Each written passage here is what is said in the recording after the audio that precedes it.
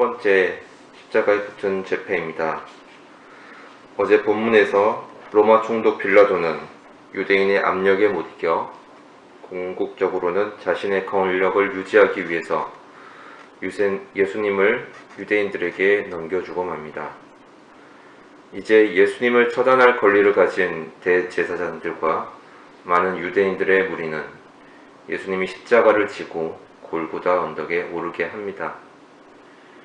십자가는 죄인이 지는 것인데 죄 없으신 예수님이 십자가를 지고 언덕을 오르십니다. 이미 채찍과 가시 면류관 등으로 온몸이 상처투성이고 지치셨지만 묵묵히 십자가를 지고 가십니다. 물론 마태복음 27장에서는 골고다 언덕을 오르는 길에 시몬이라는 구레네 사람에게 억지로 십자가를 지게 하는 장면이 나오지만 아무튼 예수님은 자신의 십자가를 감당하시고 오르셨습니다. 시몬의 십자가가 아닌 예수님의 십자가인 것입니다. 골고다 언덕에서 예수님을 십자가 위에 눕혀 못 박고 세울 때 양쪽에는 다른 두 사람도 십자가에 못 박혀 있습니다. 다른 복음서처럼 요한복음에서 두 사람에 대한 이야기가 자세하게 언급되어 있지 않지만 예수님의 십자가 사건과 다른 것은 두 사람은 본인들의 죄로 인해 지게 된 십자가라는 것입니다. 그리고 19절에서 빌라도는 십자가에 제표를 붙입니다. 바로 나사렛 예수, 유대인의 왕이라고 하였습니다. 예수를 아무리 신문하여도 그의 죄를 찾을 수 없었던 빌라도는 자신의 권력 유지와 민심을 달래기 위해 예수님을 넘기는 과오를 범했지만 제패를 통해서 자신의 과오를 덮으려고 했습니다. 하지만 많은 유대인들이 그 제패를 읽고 또다시 격분하게 되었습니다. 빌라도는 당시 로마 제국의 언어뿐만 아니라 히브리어와 헬라어로도 제표를 작성하고 세상 모든 이들이 읽고 알 수 있도록 제표를 부착한 것입니다. 화가 난 유대인 대제사장들은 당장 자칭이라는 표현을 쓰게 함으로써 예수님이 유대인의 왕인 것을 부정하고 거부합니다. 하지만 빌라도는 이것을 거절하였고 유대인의 왕이라는 제표를 그대로 쓰고 누구나 볼 수 있게 하였습니다. 적용 질문입니다. 나의 제패는 무엇입니까? 사람이 알아들을 수 있는 언어로 내 간증을 하며 복음을 전하고 있습니까? 저의 제패는 음란과 자기 사랑하는 것, 바로 이기적인 생각과 마음입니다.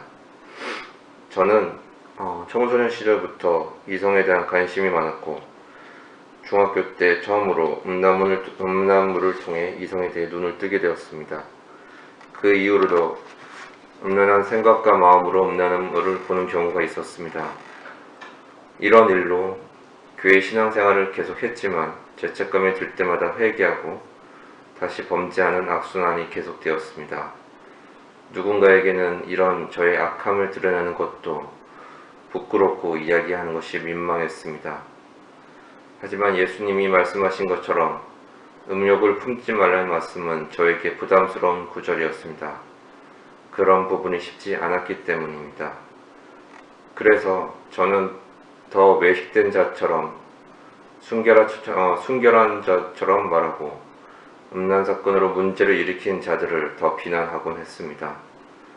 하지만 내 죄를 위해서 십자가를 지신 예수님을 올려볼 때 저는 음란이라는 제표를 볼 수밖에 없습니다. 최근에 겪은 저희 가족의 안타까운 사건도 저의 제표를 보게 했습니다.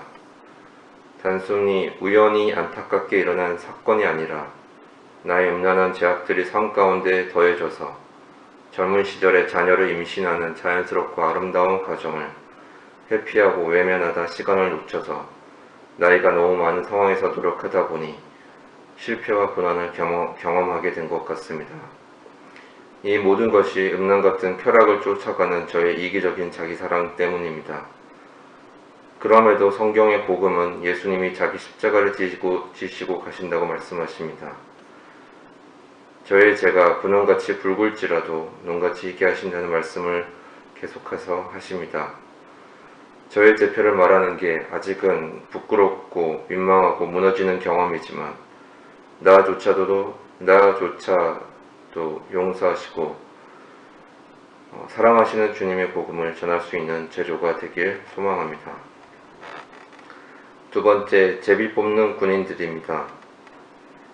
예수님의 십자가 주변에는 예수님의 십자가 처형을 당연하게 생각하던 유대인들과 대제사장 외에도 예수님을 직접 십자가에 못 박고 주변의 질서 유지를 위해 서 있던 로마 군인들이 있었습니다. 그들 눈앞에 계신 예수님의 제패는 분명히 로마의 글자로 쓰여진 유대인의 왕이지만 그런 것에 아랑곳하지 않고 예수님의 고도에만 관심이 있습니다. 처음에는 4개로 나눠서 갖고자 했으나 통으로 된 옷이라 찢지 말고 하나로 한 사람만 가질 수 있도록 제비뽑기를 제안합니다. 십자가 사건하고는 아무런 상관없는 행동입니다. 하지만 성경은 우리에게 말합니다. 이 상황이 바로 시편에서 예언한 사건에 응하는 것이라고 말합니다. 그러나 본문에서 로마 군인들은 자신의 구원에는 관심 없고 오로지 재물과 이익에 관심이 있는 세상 가치로 뭉쳐진 우리를 보게 합니다. 그래서 타인의 구원에도 관심이 별로 없습니다. 누군가로부터 얻을 수 있는 다양한 이익에 관심이 있습니다. 관계도 그런 식으로 맺는 경우가 많습니다. 소위 인맥은 나의 이익에 따라 움직일 수 있는 것입니다. 적용 질문입니다. 나는 누구의 구원을 생각하며 주님과 함께 애통합니까? 비록 내게 배역만득한 사람일지라도 자존심의 속옷까지 내어주며 내가 해야 할 구원의 적용은 무엇입니까? 저는 예수님의 사랑보다 쾌락을 사랑하고 쫓아가는 편입니다. 주님의 뜻하신 길보다 내가 원하는 길을 선택하고 나아가려고 합니다. 그럼에도 주님은 저에게 적절한 교회 공동체와 적절한 직장으로 인도하시고 저를 인내하시고 참아주십니다.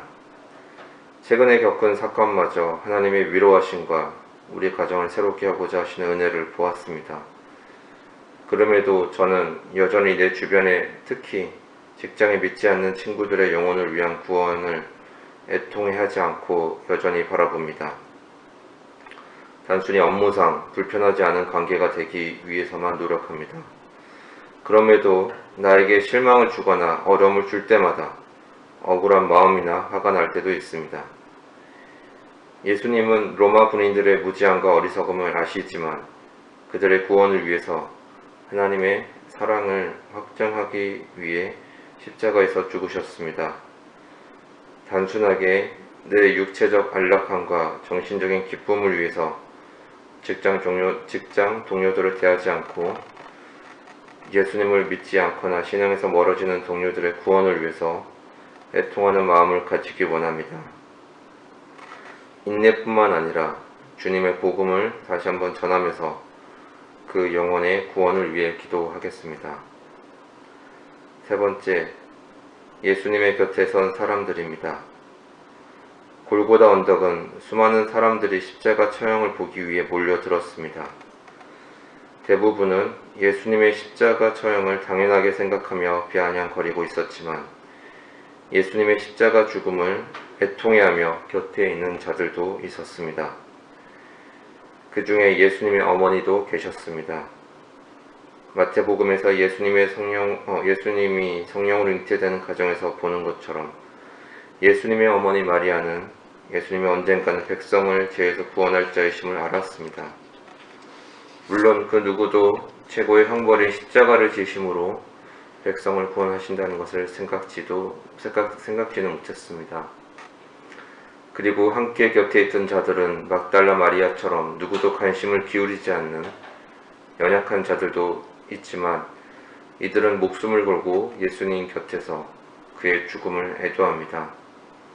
그리고 예수님도 자신이 사랑하는 제자에게 자신의 어머니 안위를 부탁합니다.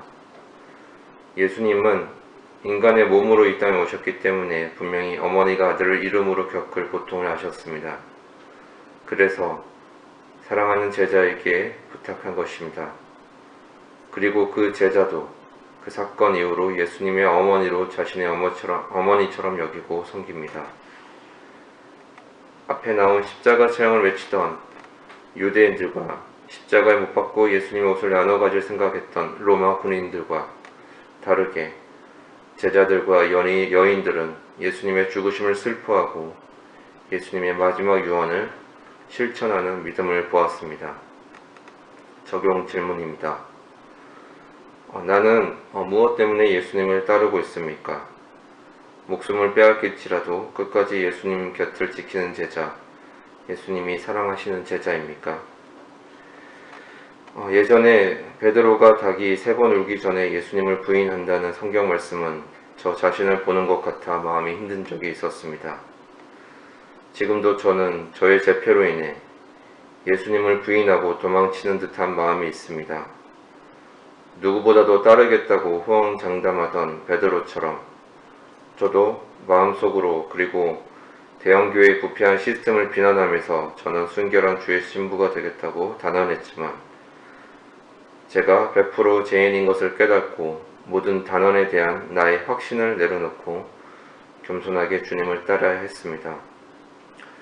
이번 유산 사건 당시 저는 습관적으로 또다시 주님께 후원장담하는 발언을 했습니다. 나를 고통스럽게 했던 이 사건을 통해 저는 저의 죄패인 음란으로부터 완전히 돌이키겠다며 울며 고백했습니다. 하지만 시간이 흐르자 또 그 마음은 온데간데 없이 또다시 제 유혹 앞에 흔들리는 저를 봅니다. 저는 100% 도망간 제자들입니다.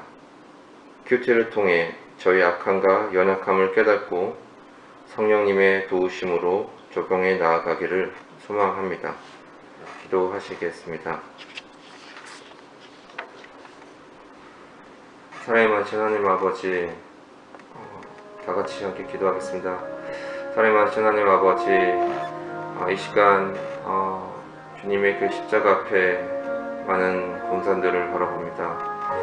주님, 저의 모습이 주님 앞에서 어떠한 모습인지 그리고 제가 그 십자가 앞에 있는지 주님 질문하게 됩니다. 하나님 아버지, 저 또한 주님 앞에 주님을 못 받는 자, 또 저희 죄를 위해 주님의 십자가 앞에 겸손함으로 주님 앞에 나아가는 것이 아니라 주님의 그 옷을 나눠받는 로마 군인들처럼 하나님 아버지, 제 인생의 관심이 주님 앞에 있는 것이 아니라 하나님, 저의 인생의 즐거움을 위해서 있는 것을 회개합니다. 하나님 아버지, 주님 앞에 제자로서 나아가는 것이 아니라 하나님 아버지, 도망친 제자들처럼 부끄러움이 있습니다. 하나님 아버지, 주님 용서하여 주시옵고 저희 죄표를 하나님 아버지 통해서 하나님 아버지, 많은 자들에게 주의 복음을 전할 수 있는 아버지 자되기 간절히 원합니다. 하나님 아버지, 함께하여 주시옵소서. 이 모든 말씀 예수 그리스도로 기도드립니다. 아멘.